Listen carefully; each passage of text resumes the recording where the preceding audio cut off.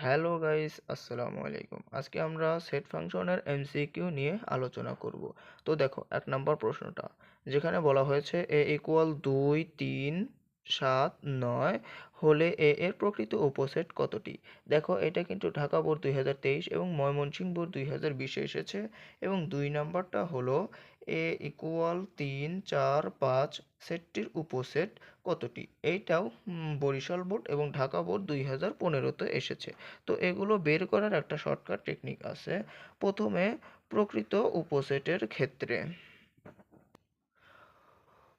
উপসেটের ক্ষেত্রে তো তোমরা এইভাবে সূত্রটা লিখে নিবা যে 2n-1। এইখানে এই n হলো এই a এর যতটি উপাদান সংখ্যা আছে। তো 2, এখানে দেখো 1, 2, 3, 4 চারটা আছে -1।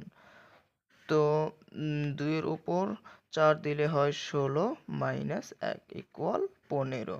তো দেখো, গ নম্বর অ্যান্সারটা হলো 15।